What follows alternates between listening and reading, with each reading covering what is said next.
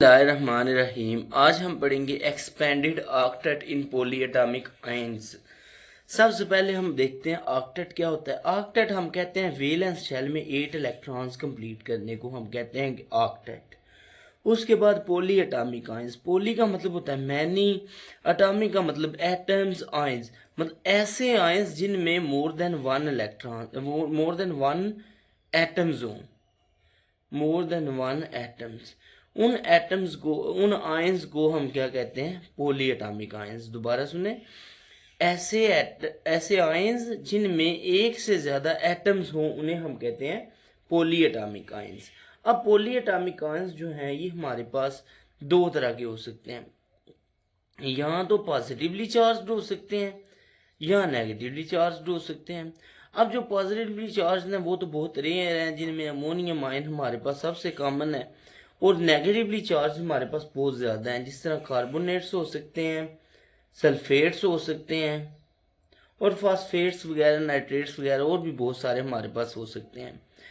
ये तो थी इनकी एग्जाम्पल्स। अब इसकी रीज़न क्या है? हमारे पास जो पॉली एटॉमिक आयंस हैं उनमें एक्सपेंडेड ऑक्टेट होता क्यों है? उसकी रीज़न क्या है? उसमें आपने याद रखना है कि जो हमारे पास होता है सेंट्रल एटम होता है किसी भी आयन के अंदर, सेंट्रल एटम वो क्या करता है? वो अपना ऑक्टेट कंप्लीट करता है और नोबल गैस की इलेक्ट्रॉनिक कन्फिग्रेशन हासिल कर लेता है। लेकिन एक्सपेंडेड ऑक्टेट के केस में हमारे पास वो क्या करता है? ऑक्टेट रूल को वायलेट करता है, वायोलेट्स ऑक्टेट रूल। जब ऑक्टेट रूल को फॉलो नहीं करेगा तो इसका मतलब है उसके वैलेंस शेल में 8 इलेक्ट्रॉन्स नहीं होंगे, 8 से ज़्यादा इलेक्ट्रॉन्स होंगे। तो हम कहेंगे कि वो अब क्या कर रहा है? ऑक्टेट रूल को वायोलेट कर रहा है। कैसे वायोलेट करता है भाई? Expanding its electrons to higher orbit.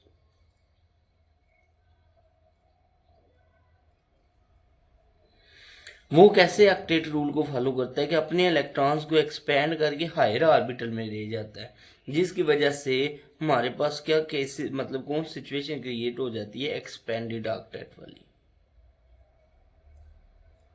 ये तो थी इसकी रीजन कि वो कैसे, मतलब अपने ऑक्टेट को एक्सपेंडेड ऑक्टेट में कन्वर्ट करता है, यानी वो ऑक्टेट रूल को फॉलो नहीं करता, अपने इलेक्ट्रॉन्स को एक्साइट करके आगे हायर ऑर्बिटल में ले जाता है, तो इस वजह से एक्सपेंडेड ऑक्टेट्स हो जाते हैं।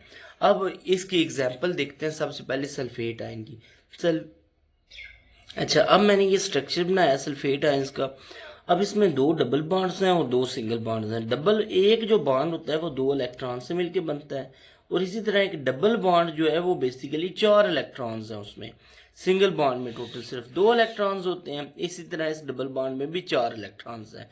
अब यहाँ पे अगर हम इलेक्ट्रॉन्स फाइंड करना चाहें तो उसका फार्मूला है हमारे पास number of electron, valence electrons, वो हमारे पास किसका होगा? Number of bond, double bonds 2 हैं, तो इलेक्ट्रॉन एक डबल बॉन्ड में कितने हैं?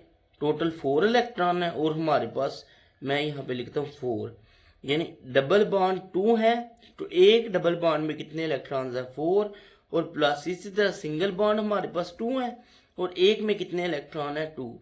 अब टोटल इलेक्ट्रॉन यहाँ पे अगर काउंट करें तो 8 + 4, तो ये आ जाएंगे 12।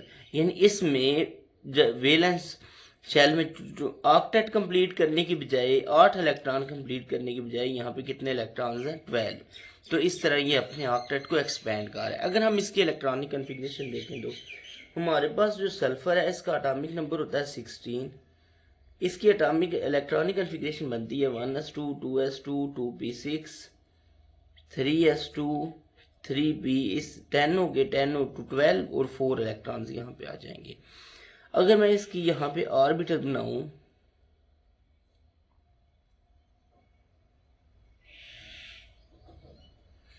यहाँ पे 2 इलेक्ट्रॉन्स हैं, यहाँ पे 1 2 3, और ये 4 इलेक्ट्रॉन्स आ गए। अब यहाँ पे तो ये 2 बॉन्ड बना सकता है, लेकिन यहाँ पे आप देखें तो ये टोटल 6 बॉन्ड बना रहा है।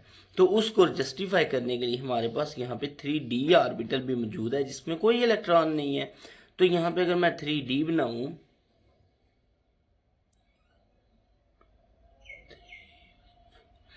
तो हमारे पास क्या होता है, ये तो है basically ground state electronic configuration.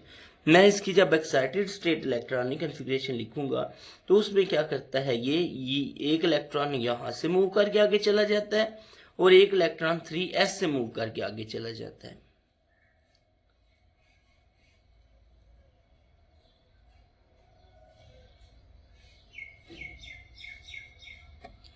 तो ये 3p आ गया, उसके बाद मेरे पास ये 3d कंसिडर कर लें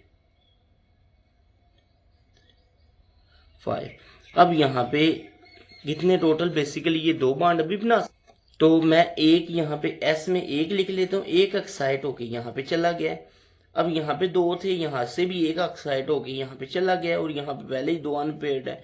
अब इस तरह यहाँ पे 6 अनपेयर्ड इलेक्ट्रॉन्स है और हमारे पास ये total 6 number of electron share कर रहा है। अब 6 यहाँ पे सल्फर ने शेयर किए हैं और साथ में जो ऑक्सीजन है वो 1 1 2 2 शेयर कर रही है और इस तरह टोटल हमारे पास 6 इसने शेयर किए हैं और 6 ऑक्सीजन ने शेयर किए हैं और टोटल 12 इलेक्ट्रॉन्स हो गया। मैंने लास्ट टाइम भी आपको बताया था ये जो शेयर्ड इलेक्ट्रॉन होते हैं ये दोनों के काउंट होते हैं। सल्फर ने शेयर तो एक किया था, ऑक्सीजन ने भी एक शेयर किया था, लेकिन अब हम काउंट सल्फर के भी 2 करेंगे और इसी तरह ऑक्सीजन के भी 2 काउंट करेंगे। तो इस तरह ये 6 नहीं ये 12 काउंट होंगे। तो अब यहाँ पे इसका ऑक्टेट क्या है, एक्सपेंडेड ऑक्टेट जस्टिफाइड हो गया क्योंकि इसके वैलेंस शेल में 6 अनपेयर्ड इलेक्ट्रॉन्स थे। उसके बाद दूसरी एग्जांपल है आयोडाइडाइन की। जी नेक्स्ट एग्जांपल हमारे पास आयोडाइडाइन की। आयोडाइडाइन में देखिए अगर हम, तो ये आयोडीन जो है इसके पास 6 इलेक्ट्रॉन्स हैं जो कि पेयर्ड हैं और इसके पास 1 अनपेयर्ड इलेक्ट्रॉन था जो इसने यहाँ पे शेयर किया है। इसी तरह सेम केस में यहाँ पे भी आयोडीन के पास 3 लोन पेयर यानी अनपेयर्ड पेयर्ड इलेक्ट्रॉन है जो ये शेयर नहीं कर रहा और 1 इलेक्ट्रॉन है जो अनपेयर्ड है जो इसने शेयर किया हुआ है। इसी तरह यहाँ पे थोड़ा सा केस डिफरेंट है। अगर सेंट्रल आयोडीन को देखें तो इसके पास 6 इलेक्ट्रॉन्स हैं जो कि पेयर्ड हैं और वो 6 इलेक्ट्रॉन नॉन बॉन्डिंग है यानी लोन पेयर्स ऑफ इलेक्ट्रॉन्स हैं। 1 इलेक्ट्रॉन इसने अपना शेयर किया था, 1 इलेक्ट्रॉन इसने क्या किया था, कहीं से क्या किया था, गेन किया हुआ था, जिसकी वजह से नेगेटिव असल में सेंट्रल आयोडीन पे है जो 1 इलेक्ट्रॉन गेन करने। इसके पास टोटल 7 इलेक्ट्रॉन्स थे, एक इसने गेन किया, 8 हो गए। 3 इसके पास लोन पेयर्स हैं वो 6 इलेक्ट्रॉन्स हो रहे हैं और जो 2 इसने बेसिकली शेयर किए हुए हैं हमारे पास वो 4 इलेक्ट्रॉन्स 2 शेयर किए हैं 1 और 2 और ये भी दोनों डेफिनेटली फिर इसके भी काउंट होंगे, ये दोनों इसके भी काउंट होंगे और टोटल 10 इलेक्ट्रॉन्स आ जाते हैं हमारे पास आयोडीन के पास। अगर हम वैसे बुक वाले फार्मूले की तरफ से देखें तो हमारे पास नंबर ऑफ वैलेंस इलेक्ट्रॉन्स जो हैं वो इक्वल टू होते हैं। यहाँ पे बेसिकली 2 ये बॉन्ड बना रहा है, 2 बॉन्ड बना रहा है, सिंगल बॉन्ड है तो एक बॉन्ड में 2 इलेक्ट्रॉन्स हैं और इसी तरह यहाँ पे टोटल बेसिकली 2 हमारे पास क्या है, एक लोन पेयर के अंदर 2 इलेक्ट्रॉन्स हैं और हमारे पास 3 लोन पेयर्स हैं। हम सेंट्रल एटम की बात कर रहे हैं सिर्फ, यानी 2 हमारे पास क्या थे, एक लोन पेयर के अंदर इलेक्ट्रॉन है और lone pair number of lone pairs कितने हैं वो 3 हैं। 4 + 6 ये हमारे पास टोटल इस तरह भी 10 इलेक्ट्रॉन्स आ गए।